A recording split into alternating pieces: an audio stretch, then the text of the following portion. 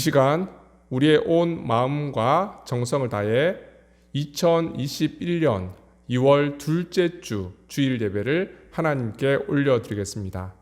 다 같이 찬송가 36장 찬양 드리겠습니다.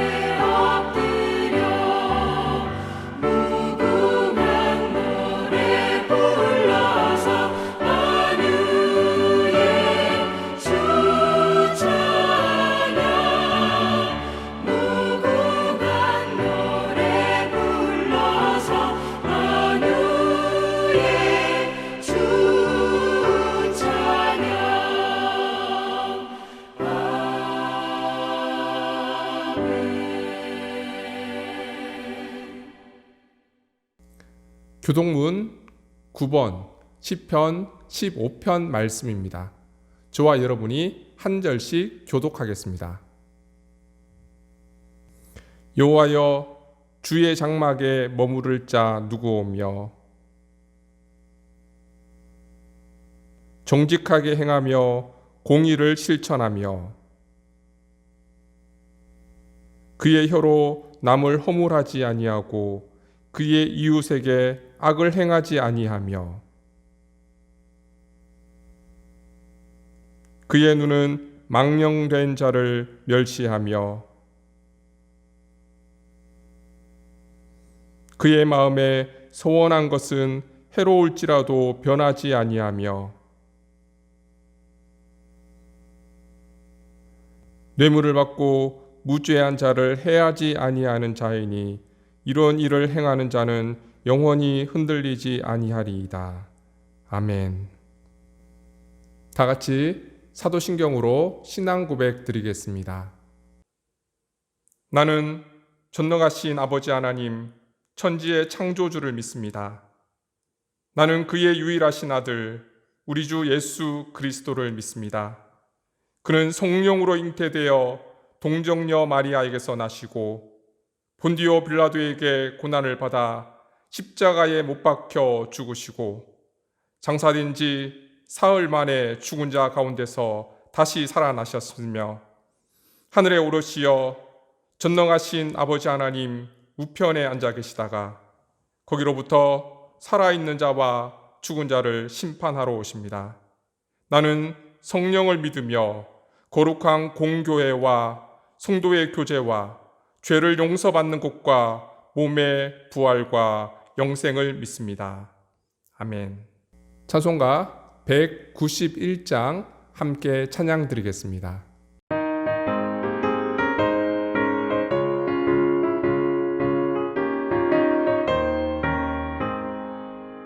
내가 매일 기쁘게 주의 길을 가는 주의 팔에 나를 안보하며 내가 주의 큰 복을 받는 참된 비결은 주의 영이 함께함이라. 성령이 계시네 할렐루야 함께하시네. 좁은 길을 걸으며 밤낮 기뻐하는 것 주의 영이 함께함이라.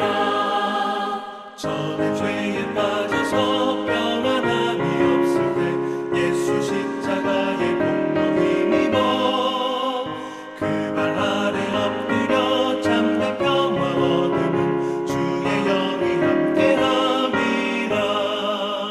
성령이 계시네 할렐루야 함께하시네.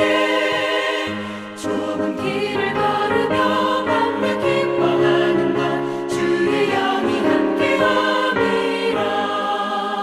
나와 동행하시고 모든 염려하시니 나는 숲의 새와 같이 기쁘다. 내가 기쁜 마음으로 주의 뜻을 행하는 주의 영이 함께함이라. 성령이 계시네 할렐루야 함께하시네. 좁은 길을 걸으며 밤낮 기뻐하는 것 주의 영이 함께함이라. 세상 모든 욕망과 나의 모든 정욕은 십자가의 힘이 못을 박았네. 어두운 밤이 지나고 무거운 짐 벗으니 주의 영이 함께함이라. 성령이 계시네 할렐루야 함께하시네. 좁은 길을 걸으며 밤낮 기뻐하는 것 주의 영이 함께함이라. 거룩하신 하나님, 우리의 반석이시요 요새시요 피할 바위시요 우리의 방패와 구원의 뿌리 되신 하나님을 찬양합니다. 언제나 사모하는 영혼에게 만족을 주시며 줄인 영혼에게 좋은 것으로 채워주시는 하나님의 은혜를 생각하며 감사를 드립니다. 오늘도 거룩한 성일을 맞아 주님의 날을 구별하게 하시고 주님의 백성들이 하나님 앞에 찬양과 경배를 드리며 하나님을 예배합니다.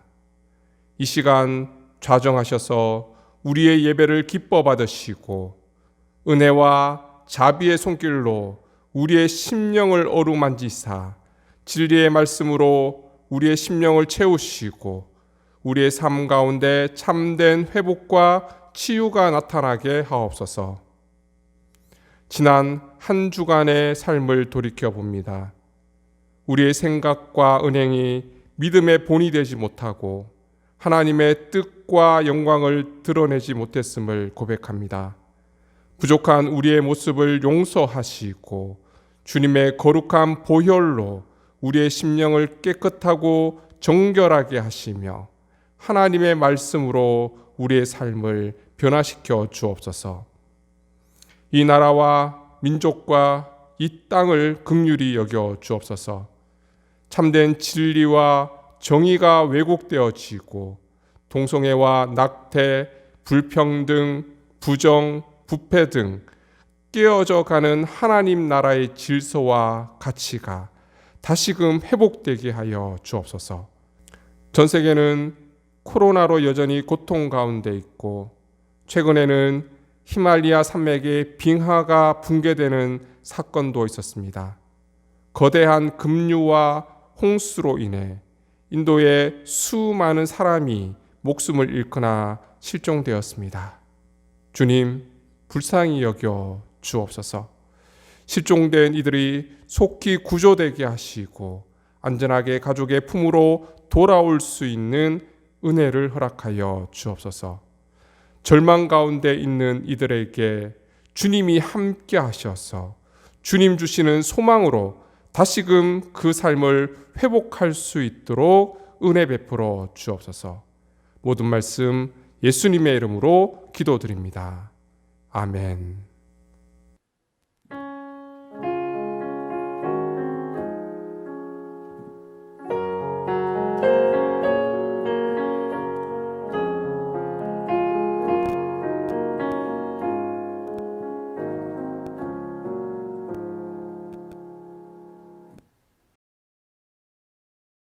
하나님께서 오늘 우리에게 주시는 말씀은 아모스 1장 1절에서 2절까지의 말씀입니다. 이제 하나님의 말씀을 받들어 봉독하겠습니다.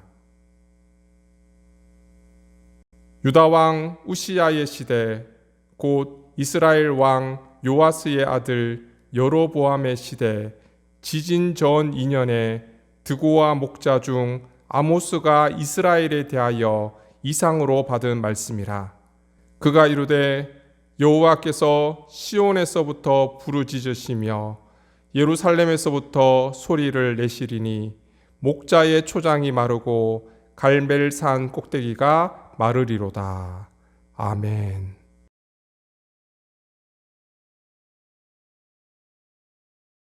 이런 재미있는 이야기가 있습니다.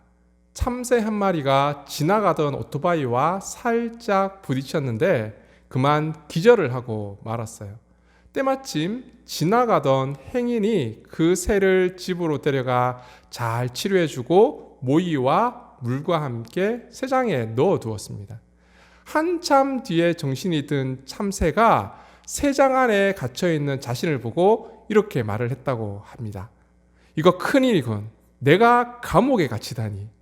내가 오토바이 운전자를 치어 죽인 모양이군. 참새뿐만 아니라 사람은 언제나 자기 중심적인 사고를 하기 마련입니다. 여러분도 저도 이 틀을 깬다는 게 굉장히 어려워요. 이런 의미에서 신앙은 내 사고의 틀을 하나님의 뜻 앞에서 끊임없이 깨는 과정이다. 그렇게 볼 수가 있습니다. 그런데 성경을 읽다 보면 이스라엘 백성은 이런 노력을 정말 안 하는 것 같아요. 그저 하나님의 선민이라는 자부심만 강했습니다. 물론 틀린 생각은 아니죠. 사실 하나님께서 하나님의 구원의 귀한 사역을 위해서 이스라엘 민족을 선택하셨잖아요. 그들에게 말씀도 주셨고요. 그들을 통해서 그 복음이 전 세계에 전해지도록 하셨습니다. 이것은 전적으로 특별한 하나님의 은혜임을 절대 부인할 수는 없습니다. 그러나 이 선택이 이스라엘 백성들이 특별한 대접을 받아야 한다라는 의미는 아니라는 거예요. 하나님의 말씀을 먼저 받은 특별함은 있지만 그들도 하나님의 백성으로서 그 말씀을 따라 살아야 한다는 면에서 우리와 별반 차이가 없습니다. 그러나 안타깝게도 하나님의 특별한 백성, 특별한 민족, 이 선민 사상 때문에 자신들이 어떠한 상태에 있든지 하나님은 항상 자신들을 용납하시고 용서하시고 모든 것이 다 가능할 줄 알았던 거예요. 이런 착각에 대해서 하나님은 아모스를 통해서 이런 말씀을 하세요. 아모스 9장 7절 말씀입니다. 너희는 내게 구수 족속같이 아니하냐. 하나님이 우리에게 원하시는 것이 무엇일까요? 나도 한때 구원의 은혜를 체험하고 경험했다는 자랑일까요?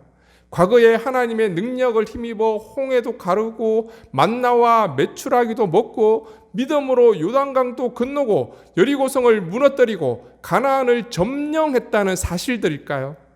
과거에 내가 하나님께 얼마나 충성하고 봉사하고 얼마나 기도하고 얼마나 전도했는가, 그런 것일까요? 여러분, 정말 중요한 것은 지금 현재 나는 하나님과 얼마나 가까이 있는가, 이것이에요. 신앙은 과거의 경험이 아니에요. 지금도 살아있는 믿음으로 언제나 하나님과 함께하는 것, 그것이 참된 신앙입니다. 과거를 자랑하지 말고 현재 하나님의 도구로 오늘도 여전히 하나님께 쓰임 받을 수 있는 참된 신앙인이 될 수 있기를 바랍니다. 오늘은 아모스 선지자에 대한 말씀을 함께 나누어 보려고 합니다. 오늘 본문 1장 1절은 이렇게 시작을 합니다. 유다 왕 우시야의 시대, 곧 이스라엘 왕 요아스의 아들 여로보암의 시대, 지진 전 2년에 드고와 목자 중 아모스가 이스라엘에 대하여 이상으로 받은 말씀이라. 아모스 선지자에 대한 중요한 정보를 몇 가지 얻을 수가 있습니다. 쉬운 정보부터 한번 찾아볼까요? 우선 고향이 어디죠? 드고와 그렇게 기록되어 있죠. 드고아는 예루살렘으로부터 약 15km, 16km 정도 떨어져 있는 아주 작은 산골 마을이었어요. 이것을 통해서 적어도 아모스가 도시 출신이 아니었다라는 사실을 알 수 있어요. 교육, 행정, 정치, 종교의 중심지인 예루살렘을 벗어나 있는 시골 출신이었다. 그 당시 시골 출신이 크게 성공하는 것은 굉장히 어려웠던 시절이었죠. 그 다음은 직업을 알 수 있습니다. 뭐라고 나와 있죠? 목자라고 기록되어 있죠. 보통 양치는 자를 의미하는데 재미있는 것은 성경을 읽다 보면 목자라는 단어가 굉장히 많이 나오잖아요. 그런데 그 목자가 오늘 본문에 등장하는 목자와는 다른 단어를 사용하고 있다는 거예요. 오늘 본문에 등장하는 목자, 노케드라는 단어는요, 성경에 딱 두 번만 나와요. 언제 나오냐면 첫 번째는 모압 왕 메사를 소개할 때 처음으로 등장해요. 열왕기하 3장 4절에 이렇게 기록되어 있어요. 모압 왕 메사는 양을 치는 자라. 새끼 양 10만 마리의 털과 수량 10만 마리의 털을 이스라엘 왕에게 바치더니. 모압 왕은 원래 양 치는 자였다, 목자였다, 그렇게 기록하고 있는 거예요. 그가 이스라엘 왕에게 조공을 바쳤는데 그 양이 어마어마해요. 새끼 양 10만 마리, 또 수량 10만 마리의 털을 이스라엘 왕에게 바쳤다, 그렇게 기록되어 있거든요. 이것은 어마어마한 양이었던 거예요. 모압 왕이 얼마나 큰 부를 누리고 있었는가라는 사실을 알 수 있는 대목이에요. 그리고 오늘 본문 아모스를 소개할 때 사용되었습니다. 드고와 목자. 예전의 학자들은 아모스가 목자였다는 이 표면적인 내용만 보고 아모스가 양을 치는 아주 가난한 사람이었다, 그렇게 생각을 했습니다. 그런데 오늘 본문에 등장했던 이 노케드라는 단어 때문에 굉장히 혼란해졌습니다. 그래서 요즘의 학자들은 생각이 많이 바뀌어졌어요. 이 단어 때문에 아모스가 평범한 보통의 목자가 아니라 모압 왕과 같은 양털을 사고 파는 목축업을 통해서 상당한 재력을 소유하고 있던 사람이 아니었을까, 그렇게 추정을 합니다. 그리고 7장 14절에 보면 목자여 뽕나무를 재배하는 자라고 아모스가 자신을 소개하고 있어요. 그래서 아모스는 원예 사업과 또 그 목장, 대규모 목장 사업을 하는 그런 사람이었던 것 같습니다.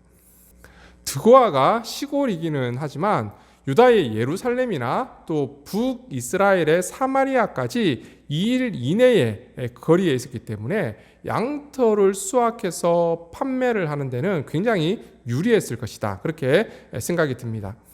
아모스는 양털 거래를 위해서 중요 도시를 돌아다니면서 당시의 사회가 얼마나 부패하고 사치스럽고 우상 숭배에 빠져 있었는지 정확하게 알고 있었을 거예요.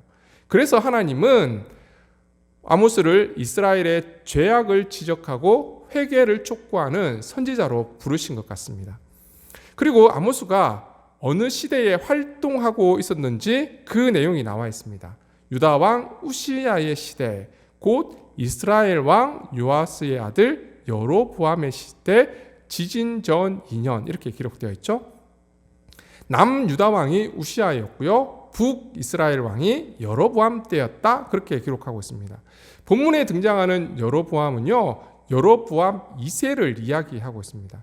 이때가 이스라엘이 가장 번영하고 가장 강력한 시기였어요. 이스라엘이 자리 잡고 있는 팔레스타인 지역을 흔히 사이의 땅 그렇게 불러요. 아프리카, 유럽, 아시아 딱 중간에 있는 거예요. 그만큼 교통적으로 요지였기 때문에 늘 주변 나라들로부터 괴로움을 당할 수밖에 없었습니다.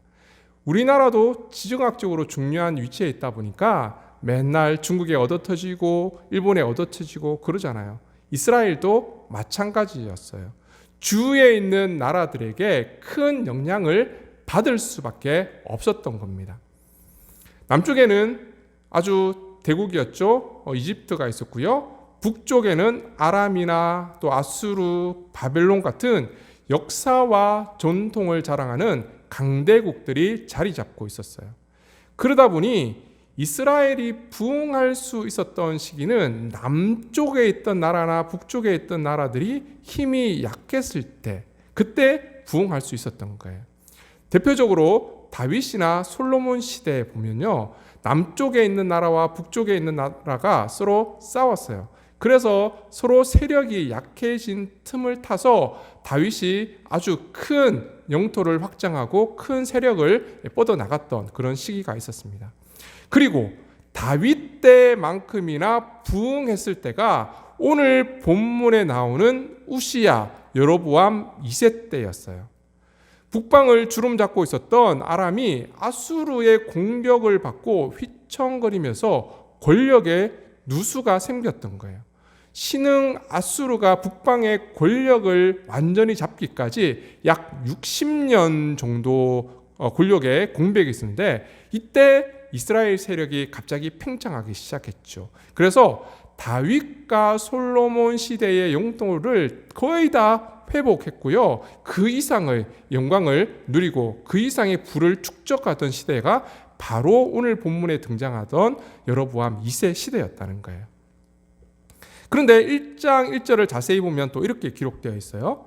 유다왕 우시야의 시대 곧 이스라엘 왕 요아스의 아들 여로보암의 시대 지진 전 2년에 아모스가 활동했을 때가 우시야와 여로보암 시대에 발생했던 지진이 있기 2년 전이었다. 그렇게 설명을 하고 있어요.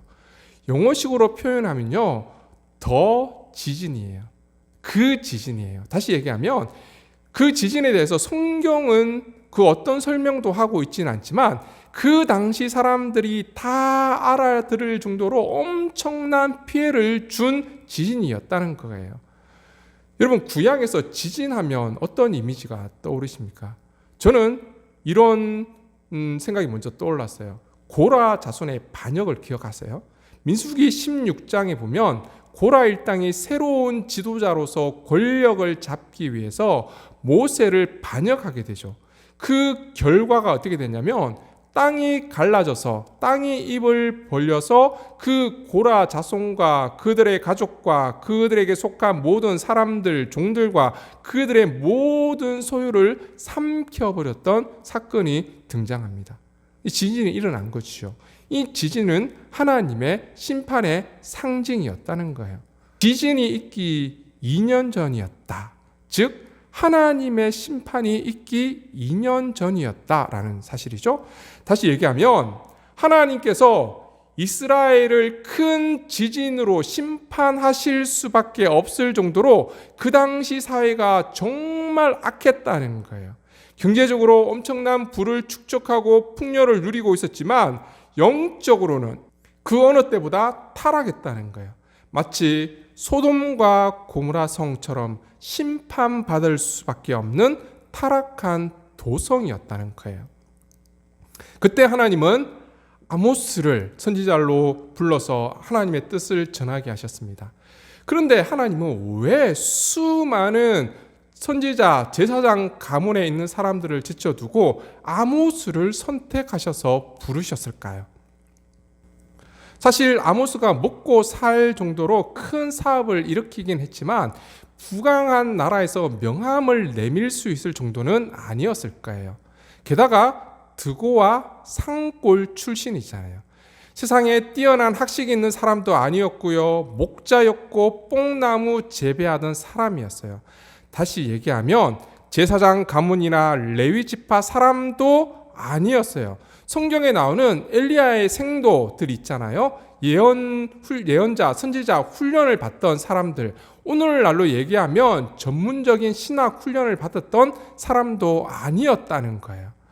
보통 성경에서 인물을 소개할 때 여러분 아시죠? 아버지가 누구고 어느 집하고 어느 지역이고 뭐 이런 설명을 기본적으로 하기 마련입니다. 그런데 여러분 아모스를 한번 보십시오. 아무런 설명이 없어요. 왜 없었을까요? 내세울 게 없는 가문이었던 거예요. 그런데 하나님께서 수많은 사람들을 제쳐두시고 왜 이렇게 내세울 것 없는 아모스를 불러서 하나님의 사람으로 사용하셨을까요? 하나님께 쓰임받는 사람은 특별한 배경이 있거나 특별히 뛰어난 사람들만이 아니었다는 거예요. 학벌이 얼마나 좋고 얼마나 많이 배운지가 별로 중요치 않습니다. 그렇다고 명문가 출신이나 신앙 내력이 더 좋은 가정의 사람을 하나님께서 더 크게 사용하시는 것도 아니에요. 진짜 중요한 것은 하나님을 향한 뜨거운 열정과 믿음이라는 거예요. 하나님은 늘 그 사람의 중심을 보시는 분이십니다. 아모스는 당시 북이스라엘 사람들 입장에서 볼 때 정말 아무것도 아닌 사람이었어요. 그런데 그런 자를 하나님께서 선택하셨고요. 그런 자를 들어서 이스라엘의 목자를 삼으셨다는 거예요. 이스라엘 사람들 입장에서는 굉장히 기분 나쁘죠. 가당치 않는 일이었죠. 그러나 하나님은 바로 이런 사람을 사용하시고 그런 사람을 이스라엘의 목자로 삼으셨다는 거예요. 그래서 고린도전서 1장 27절 28절에 보면 이렇게 말씀하세요. 하나님께서 세상의 미련한 것들을 택하사 지혜 있는 자들을 부끄럽게 하시려고 세상의 약한 것들을 택하사 강한 것들을 부끄럽게 하려 하시며 하나님께서 세상의 천한 것들과 멸시받는 것들과 없는 것들을 택하사 있는 것들을 폐하려 하시나니. 하나님께서 사용하신 사람들을 한번 보세요. 지난번에 삼갈에 대한 말씀도 살펴봤죠. 또 에훗 장애인이었죠. 드보라 여자였잖아요. 기생을 라합도 하나님께서 썼어요. 그리고 기생의 아들 입다까지도 하나님께서 사사로 사용하시는 것을 볼 수가 있습니다. 세상적으로 보면 그들이 우리보다 나은 게 무엇이 있습니까? 그런데도 하나님께서 귀하게 쓰시잖아요. 이런 이야기가 있습니다. 금이 가고 조금 깨어진 오래된 물 항아리 하나가 있었습니다. 그 항아리 주인은 다른 온전한 항아리들이 많이 있음에도 불구하고 그 깨어진 물 항아리를 즐겨 사용하셨어요. 오랜 세월이 지나도록 그 주인은 깨어진 물 항아리를 버리지 않고 계속해서 사용했던 거예요. 깨어진 물 항아리는 주인에게 늘 죄송할 뿐이었습니다. 내가 온전치 못해서 주인님께 폐를 끼치는구나. 나로 인해서 그토록 힘들게 구한 물이 새어버리는데 주인은 나를 아직도 버리지 않다니. 어느 날 물항아리가 주인에게 이렇게 물어보았습니다. 주인님, 어찌하여 저를 저버리고 온전한 새 항아리를 구하지 않으십니까? 저는 별로 소용도 없고 가치가 없는 물건일 뿐입니다. 주인은 그의 물음에 아무런 대답도 하지 않은 채 그 물 항아리를 계속 집으로 메고 계속 집으로 가고 있었습니다. 그러다가 어느 길을 지나면서 이렇게 부드럽게 말을 했습니다. 얘야, 우리가 걸어온 길을 한번 보아라. 그제야 물 항아리는 그들이 늘 물을 길어 집으로 걸어오던 그 길을 보았습니다. 길가에 예쁜 꽃들이 피어 있었습니다. 아주 싱싱하게 자라고 있었어요. 주인님, 어떻게 여기에 이토록 아름다운 꽃들이 피어 있죠? 주인이 빙그레 웃으면서 이렇게 말했습니다. 모두 메마른 산길에서 너의 깨어진 틈으로 새어나는 물을 먹고 자란 꽃들이란다. 그렇습니다. 우리의 약함이 전혀 문제가 되지 않습니다. 우리의 부족함이 아무런 문제가 되지 않는다는 거예요. 오히려 우리의 약함이 하나님의 손에 들려질 수 있으면 하나님께서 그것을 귀하게 사용하셔서 생명을 살리는 일에 사용하신다는 거예요. 여러분, 우리의 연약한 부분이 무엇입니까? 우리의 중심을 하나님께 드릴 수 있기 바랍니다. 우리의 연약함이 하나님 손에 붙들려지기를 간절히 바랍니다. 그럴 때 우리도 하나님의 귀한 도구로 사용되어질 줄 믿습니다. 그렇다면 하나님은 어떤 사람을 사용하실까요? 아모스의 이름을 뜻을 보면요, 짐을 운반하다, 무거운 짐을 지다, 이런 뜻을 가지고 있습니다. 아모스는 어떤 무거운 짐을 지고 있었을까요? 아모스가 이스라엘에 대하여 이상으로 받은 말씀이라. 아모스에게 다가온 이 이상의 말씀이 결코 쉽게 감당할 수 있는 것이 아니었습니다. 아모스는 이 이름처럼 무거운 짐을 지고 살아갔던 사람이었던 거예요. 하지만 그는 이 무거운 짐을 마다하지 않았습니다. 우리도 하나님께 받은 사명이 때로는 너무 무거운 짐처럼 느껴질 때가 있지 않습니까? 부담으로 다가오기도 합니다.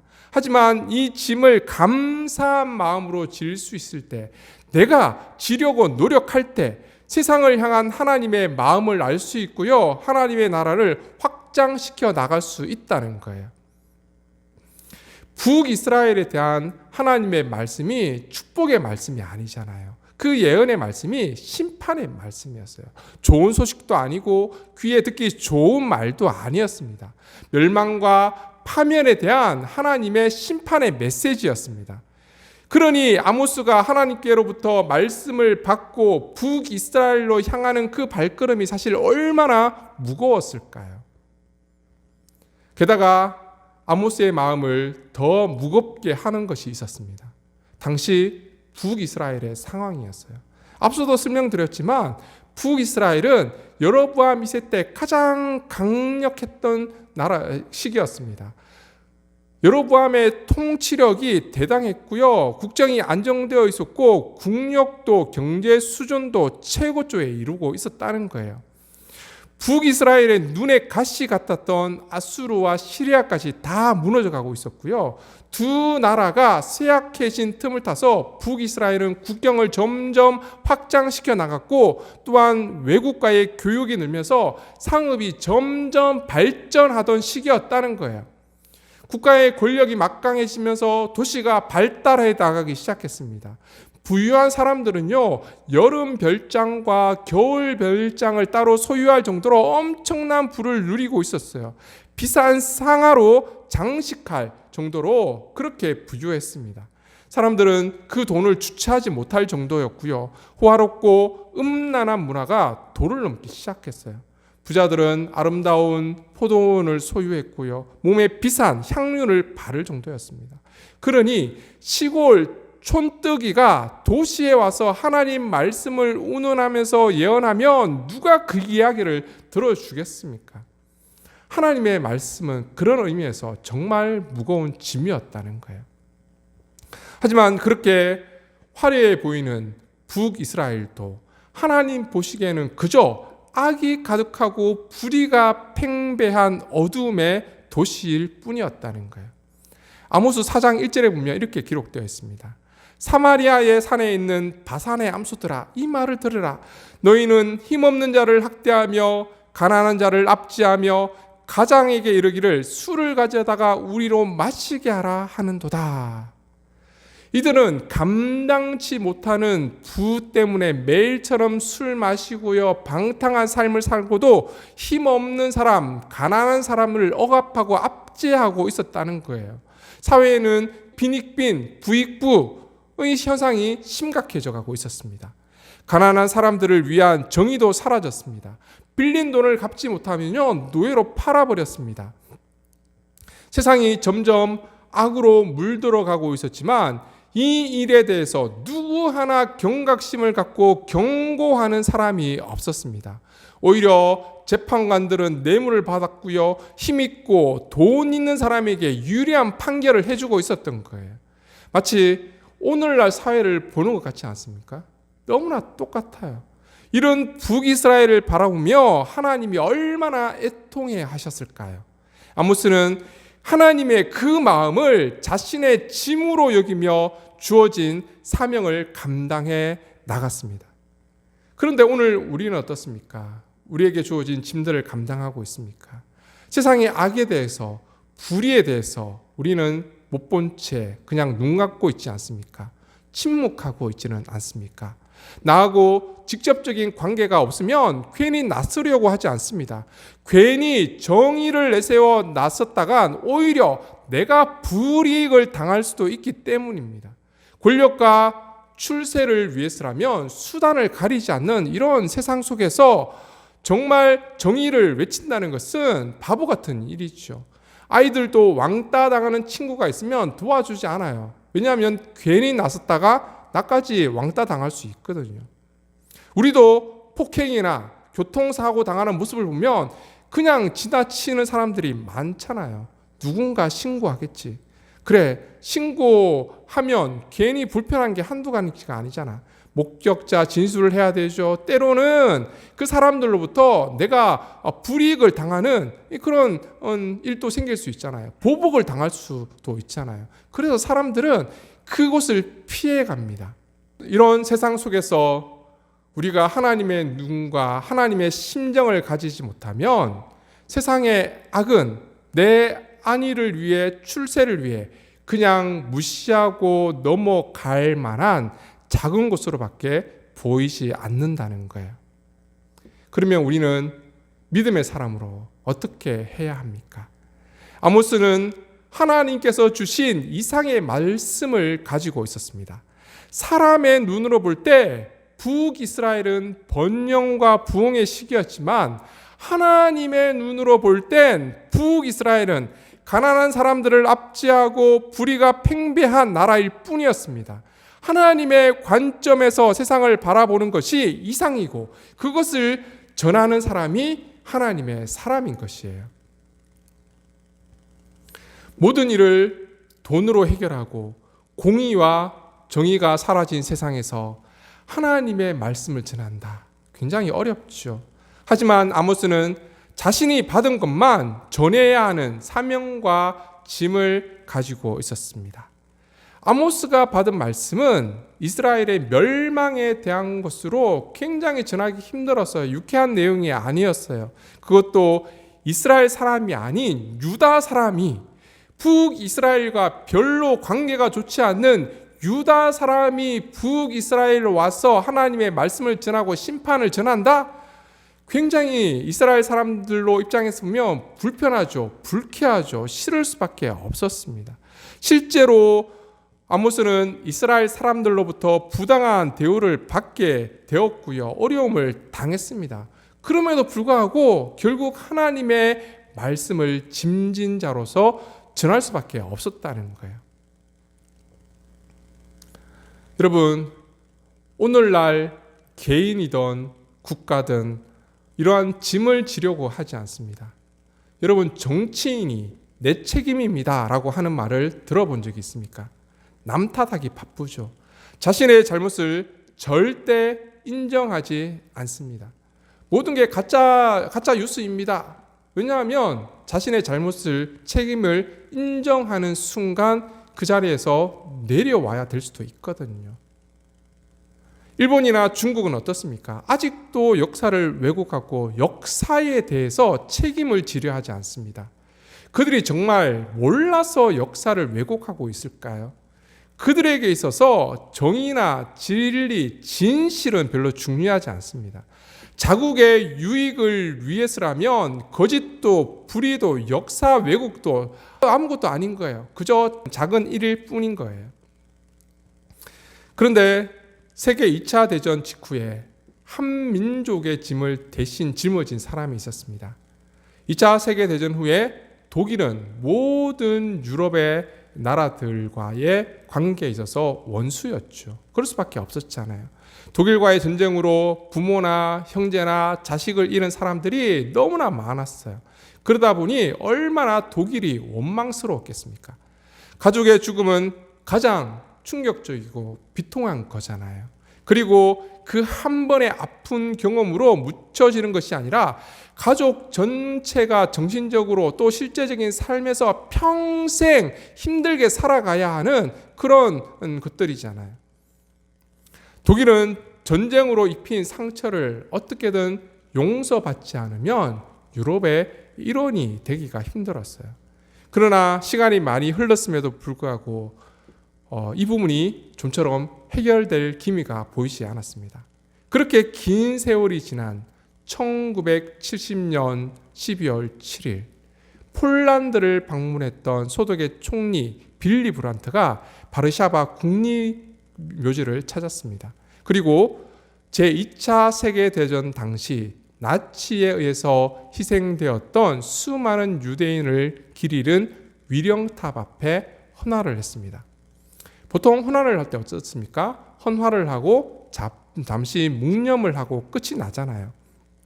그런데 이 헌화를 마친 빌리 브란트가 갑자기 차디찬 콘크리트에 자신의 무릎을 꿇었습니다. 그리고 오래도록 고개를 숙여 진심이 담긴 참회의 기도를 드렸습니다. 이것을 보는 사람들은 정말 형식적이 아니라 진실된 참회임을 충분히 느낄 수 있었습니다. 그렇게 한참 동안 무릎을 꿇고 있었던 거예요. 이 장면은 전 세계 언론을 통해서 보도되었습니다. 그리고 빌리 브란트의 모습을 본 유럽인들이 굳게 닫혀 있었던 마음의 문을 열기 시작했습니다. 세계 언론은 빌리 브란트의 사죄를 이렇게 한마디로 평가했습니다. 무릎을 꿇은 것은 한 사람이었지만 일어선 것은 독일 전체였다. 사랑하는 성도 여러분, 우리도 하나님의 사람으로 하나님께서 주신 짐을 기꺼이 지고자 할 때 우리를 통해서 수많은 생명들이 살아나는 놀라운 역사를 경험하게 될 줄 믿습니다. 우리의 삶의 자리에서, 가정에서 또는 학교에서, 직장에서, 교회에서 또는 우리가 속해 있는 공동체 구역에서 하나님의 이상, 하나님의 말씀을 품고 하나님의 시선으로 세상을 바라보고 하나님의 시선으로 사람들을 바라보고 그들을 품을 수 있을 때, 그 마음으로 하나님의 뜻을 전할 수 있을 때 그곳에 놀라운 변화가 일어날 줄 믿습니다. 비록 힘들고 어려운 말씀의 무게지만 이 하나님의 말씀, 무거운 짐을 기꺼이 질 수 있는 저와 여러분이 될 수 있기를 주님의 이름으로 축원드립니다. 함께 기도드리겠습니다. 존귀하신 하나님, 오늘 아모스를 통해서 하나님의 말씀을 듣습니다. 아모스는 선지자로 서기에는 너무나 부족한 사람이었습니다. 시골 출신의 내세울 것 없는 학력과 또 선지자 훈련도 받지 못했고 제사장 가문도 아니었고 명예와 권력이 있는 사람도 아니었습니다. 그럼에도 불구하고 하나님께서는 아모스의 중심을 보시고 하나님의 귀한 사역자로 사용하셨습니다. 우리의 중심을 보시는 하나님이심을 우리도 깨닫고 우리의 연약함을 하나님 손에 온전히 의탁드리며 하나님께서 주신 귀한 사명을 감당할 수 있는 저희가 될 수 있도록 은혜를 허락하여 주시옵소서. 하나님께서 주신 말씀의 짐을 기꺼이 질 수 있는 은혜를 허락하여 주시옵소서. 부족하지만 우리에게 주어진 이 무거운 짐을 지며 하나님의 말씀을 선포하며 하나님의 시선으로 세상을 바라보고 세상을 품고 그곳에 하나님의 뜻을 증거할 때 하나님의 놀라운 역사가 우리 가운데 일어날 줄 믿습니다. 그 귀한 하나님의 사람으로 쓰임받을 수 있는 우리가 될 수 있도록 인도하여 주옵소서. 모든 말씀 예수님의 이름으로 기도드립니다. 아멘.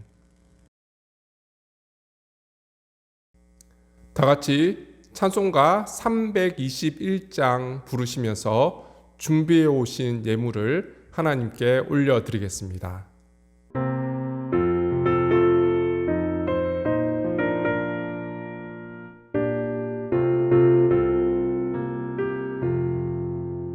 날 대속하신 예수께 내 생명 모두 드리니 늘 진실하게 하소서.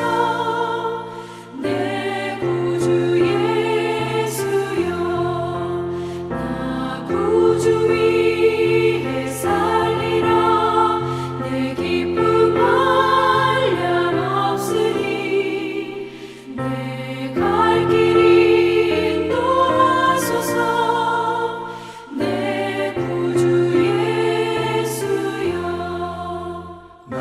날 구원하신 예수를 일평생 의지하오니 날 영접하여 주소서.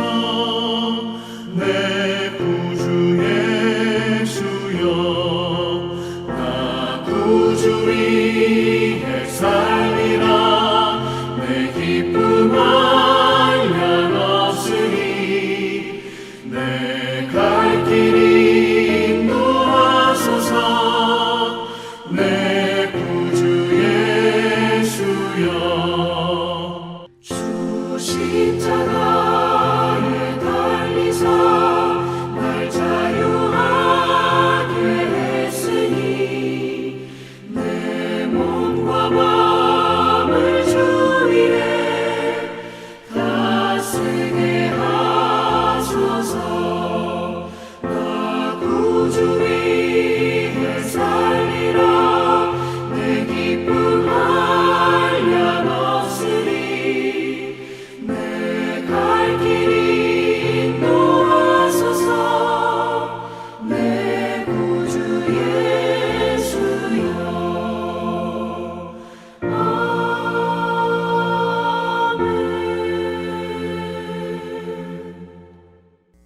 교회 소식입니다.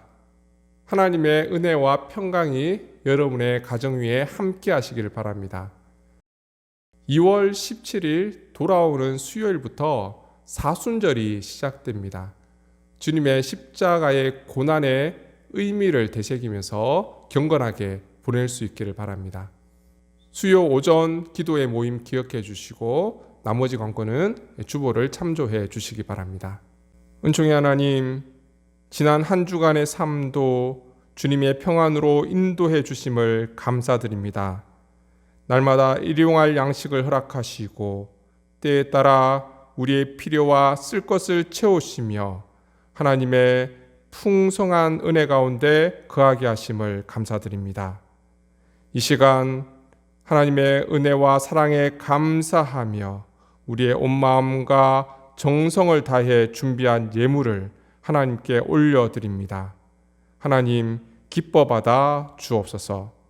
이 예물이 세상에 흘러갈 때에 주님의 복음이 증거되게 하시고 이웃을 섬기며 하나님의 교회와 하나님 나라 확장을 위해 아름답게 사용되어지는 예물이 되게 축복하여 주옵소서. 새롭게 한 주간의 삶을 시작합니다. 주님의 자녀로 하나님의 말씀과 뜻을 따라 살게 하시고 성령의 풍성한 열매로 하나님께 기쁨을 드리는 복된 삶이 되게 하여 주옵소서. 우리의 삶의 지경을 넓히시고 세상에 선한 영향력을 끼치며 주님의 사랑을 증거하게 도와 주옵소서. 육체가 연약한 지체들에게 회복의 은혜를 베풀어 주시고 흩어져 있는 주님의 자녀들 어디에 있든지 주님께서 그들의 삶을 지키시며 하나님의 비전과 선하신 계획을 이루어가는 믿음의 자녀가 되게 축복하여 주옵소서. 모든 말씀 예수님의 이름으로 기도드리며 이제는 길이요 진리요 생명 되신 우리 구주 예수 그리스도의 은혜와 하나님 아버지의 무한하신 사랑하심과 성령님의 교통, 임재, 충만하심이 주님께서 주신 사명의 짐을 지고 이 땅 가운데 하나님의 말씀과 뜻을 선포하며 하나님 나라를 이루어가기를 원하는 사랑하는 주님의 백성들 위해 이제로부터 영원토록 함께 하시기를 간절히 축원하옵나이다. 아멘.